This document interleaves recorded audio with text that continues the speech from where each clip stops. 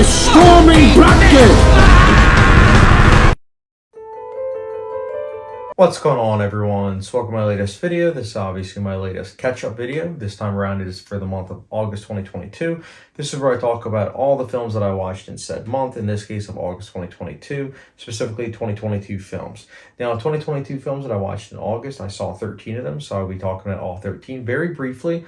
If you want to hear my further in-depth thoughts on all 13 of these movies, you guys can check my Letterboxd out. I will be putting that in the description down below.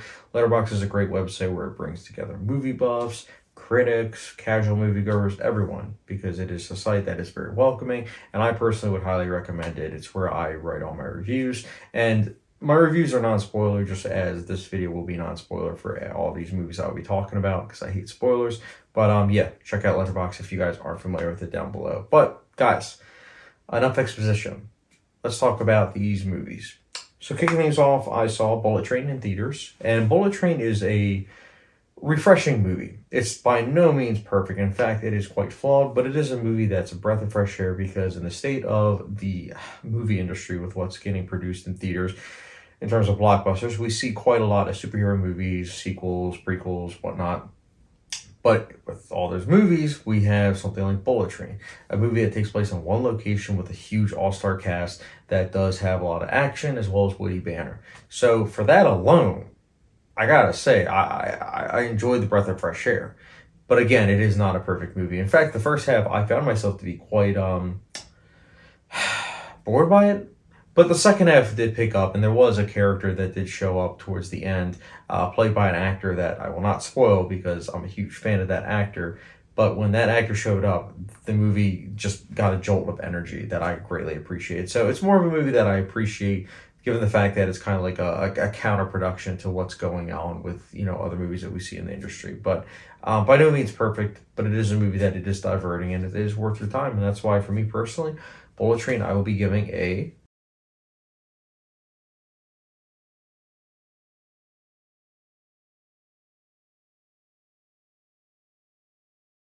So next up, I saw Not Okay, which is a Hulu movie, and yeah, this movie is it's not good. In fact, it was quite disappointing because the premise is there. The premise is something that does seem like it would be intriguing. It is something that you haven't really seen done before, but the actual execution is something that you've seen done before. In fact, the execution is very, very cliched. It's very dumbed down. Characters do things just because. It's just a movie that hits all the buttons of what doesn't Chad like, and hey, let's do that. And for me, that's why I didn't like this movie. Is it a passable movie? For me, no.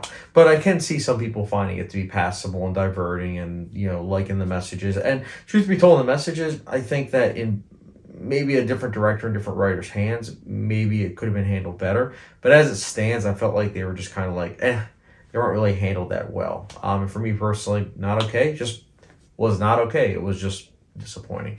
And that's why Not Okay, I will be giving a... So next up, we have Wedding Season, which is a Netflix movie. And I was curious about this movie because I am getting married in a couple months. So hearing a movie title called Wedding Season was something that right away got me intrigued. And I have to say that despite an interesting premise, this is similar to Not Okay, where it's a very interesting premise, but just the actual execution is so cliched, it's so bogged down, and so meandering with how it's paced. Again, watching it was very frustrating because I see the potential, I do, but just how it was handled, it's like, okay, yes, let's make it as generic as possible. And I'm not about that. It's hard for me to appreciate a very generic movie, and unfortunately, Wedding Season is definitely that. And that's why, for me personally, I will be saying Wedding Season, I was disappointed by it, and that's why I'll be giving it a... Next up, speaking of disappointing, this one's a little bit more than disappointing. It was something I actually thought was really, really not that good, and that is Memory. So Memory is the latest Liam Neeson movie. It's directed by Martin Campbell, who's a pretty competent director, but I don't know what happened here. You know, Martin Campbell's directing was just incompetent, to be honest. Liam Neeson seemed like he was phoning it in, which, to be fair, he's been phoning in a lot lately with his performances, but especially apparent here. It's also R-rated, but honestly, there really isn't much R-rated content, which is surprising because it's like if you have an R rating and it's an action movie, why not take advantage of that? But this movie doesn't. It feels honestly kind of like a toothless PG-13 action movie that just so happen to have maybe one or two scenes of bloody violence and then some language. But it's a movie that meanders a lot, and that's the word of the day in terms of this review for all these movies. But yeah, I did not like Memory, and I gotta say the joke. I got it, but this movie left my memory the next day after I saw it. Not even kidding, and that's why for me personally, Memory, I will be giving a. So next up we have Prey, which is a Hulu movie. It is a prequel to Predator. Now, in terms of the Predator franchise, I've only seen the original Predator, the Shane Black movie, and then now this. I wouldn't say I'm a huge fan of this franchise. Like the original, I thought was rock solid, and then the Shane Black one, I thought was all right. I know a lot of people that hate it, and maybe I was just in the right mindset when I saw the Shane Black one, but I thought it was okay for what it was. Prey is somewhere in between where it's better obviously than the Shane Black one, but it's also definitely not as good as the original. And that's okay. What I had an issue with is the fact that this movie follows a lot of the tropes of this franchise. And again, I'm saying that as someone that's only seen two of the movies, but it's very apparent that it's kind of playing it safe in those categories. I will say I did like the filmmaking. I thought that it was pretty good for the most part. Some of the CGI is kind of wonky, and I also think that it was very boneheaded for them to have it where it's like, you know what, we're gonna have the entire movie where they're speaking English, but then afterwards we will have it where there is a Comanche dub version. It's like, why not just have that be it? Because if you listen to the Comanche dub version, I personally was frustrated by it because they didn't do a really good job with the subtitles. It's the type of subtitles that you put on Netflix where it's like, oh, the grass is moving, and it literally says the grass is moving, and it's like, this isn't a screenplay.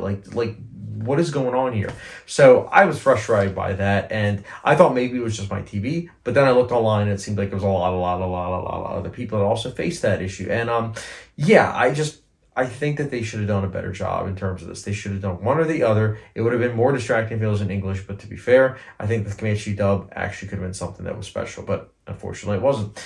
As it stands, Prey, it's pretty middle of the road, but I will give it a slight passing rating, and Prey, for me personally, I will be giving a.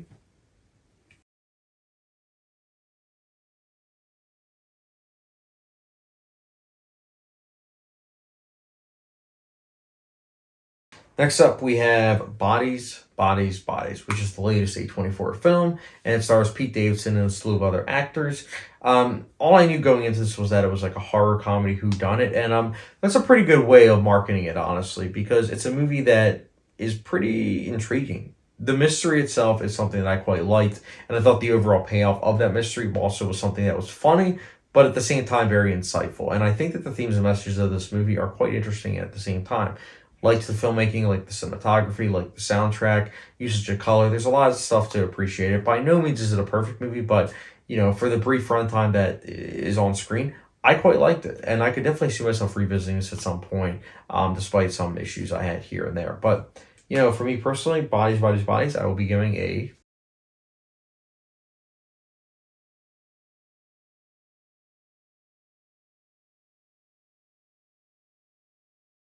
Next up, we have Emily the Criminal. Emily the Criminal is a movie that stars Aubrey Plaza, and it's against type.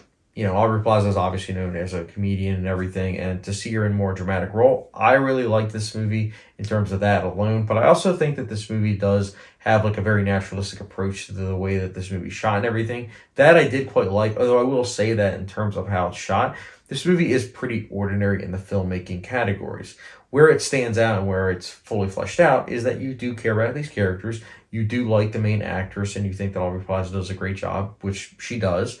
And on top of that, the story is just so investing. Like it tackles so many themes and messages that are so relevant and probably always will be relevant, unfortunately. But it is something that I liked that it was tackling those topics full on, and I liked that. But it is also a movie that I don't know if I will rewatch it. Because for me, filmmaking is very, very important. And I just feel like this movie's filmmaking, it wasn't bad by any means, but it wasn't something that I was like, oh, wow, that's impressive.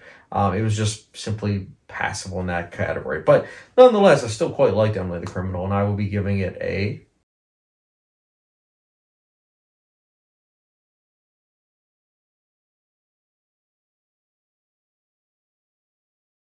Next up, we have Cha Cha Real Smooth, which is an Apple Plus TV movie. Finally glad that I got around to watching this movie because it's quite good. It's a feel-good movie that really hits the feels in the best of ways possible. Can definitely see myself rewatching this movie, and on top of that, Dakota Johnson gives such a great performance. The lead performance, too, by the male was quite good, and I didn't realize that he was also the director, so it made it feel even more personal, and that's something that I quite liked about the movie as well. I could definitely see this movie, hopefully, finding a bigger audience and not just like the film community, just people in general, because it just hits all the right beats that's needed to where it's like when you watch it, you just can't help but get caught up in these characters' lives. And I think that alone is something worth praising. But it's such a good movie. And that's why Cha Cha Real Smooth, I will be giving a.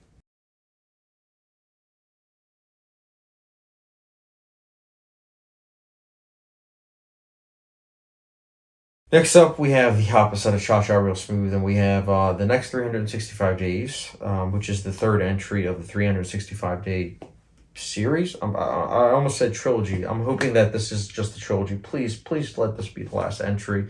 I didn't realize that 2 and 3 were shot back to back. So in my review and catch-up video for, I believe it was April, I said that, at least it will be like another year or two before we get the third one. But I was definitely wrong. I was not expecting to get hit with 2 of these movies this year. So, yeah, is this worse than the second one? I don't know, man. I hated this movie, and maybe I'll do a review for it, but I didn't like it. I hated it. But yeah, who am I kidding? I hated it with a passion. The next 365 days, I personally would be giving a. Next up, we have Carter, which is a movie that's on Netflix, streaming there right now. I hadn't really heard about this movie, to be quite frank with you, until one of my friends recommended that I check it out, saying it was kind of like the Raid movies. And although it's definitely not even close to being as good as those movies or even great as those movies, I would argue, this is a movie that I do admire where its heart is, in that it is trying to give us as audience members a experience that we very, very, very rarely see. This is a movie that's almost shot like a video game. Everything about this movie feels like a video game, and that's for better or for worse. For me, because the movie has a lot of sequences that have wonky editing, frame rates that just kind of feel off, in addition to also just some of the action scenes having visual effects that don't look finished. All of these are things that you could argue are done in the world for that, video game effect. But for me, it just made it where it was like, for every time there was a scene that I was quite engaged by in terms of the action, there was like at least 3 or 4 that I wasn't engaged by. And in fact, I was distracted by just how bad, some of the filmmaking was. And it's things saying that because I'm a huge fan of foreign cinema. But here, I just thought that Carter was a very, very wasted opportunity. It was very exhausting, honestly, and not in like a good way. And that's why, for me personally, Carter, I was disappointed by, and I would be giving a. Next up, we have Orphan, First Kill, which is a Paramount Plus movie, as well as it was in theaters. And I did watch finally the original Orphan with my fiance about a week or two ago as of filming this video. And we both weren't the biggest fans of the movie, which is probably why I decided that I was going to watch it on Paramount Plus. I'm a big advocate of going to theaters, but, I got to say, I am glad that I saw this not in theaters, because I was very frustrated by this movie. There are elements here and there that are pretty good, sure, but a lot of this is just like a mess, like a huge mess. And again, I feel like the potential's there, but the actual execution and a lot of the filmmaking is just very, very wonky. And I hate saying that because, again, there's something in this movie in terms of a twist that it could have been done really well, but the way it was handled just wasn't, and it didn't feel genuine. And that's why, personally, for me, Orphan First Kill, I will be giving a.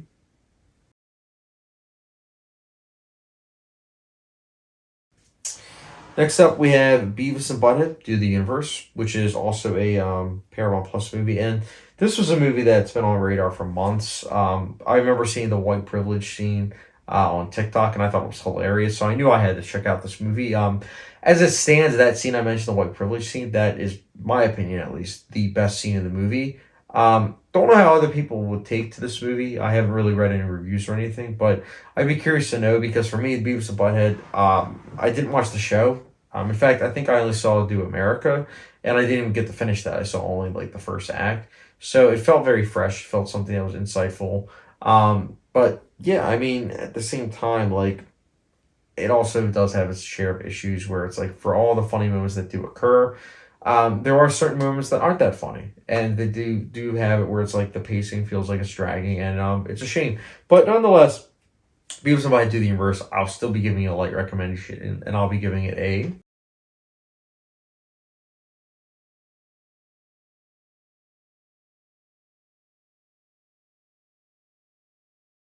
Next up, we have 3,000 Years of Longing, which is the latest George Miller movie.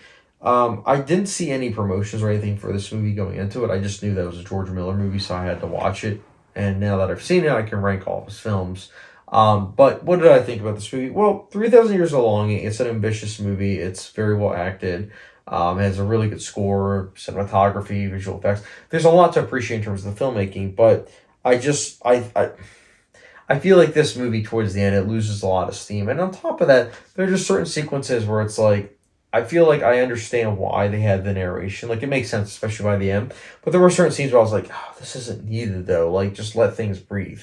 But nonetheless, again, I still quite liked this movie. For what it was, not perfect by any means, and it is a movie that does have its share of issues, as I mentioned. But it is still something that you know what? I personally would say 3,000 Years of Longing gets a light recommendation for me, and I personally will be giving it a.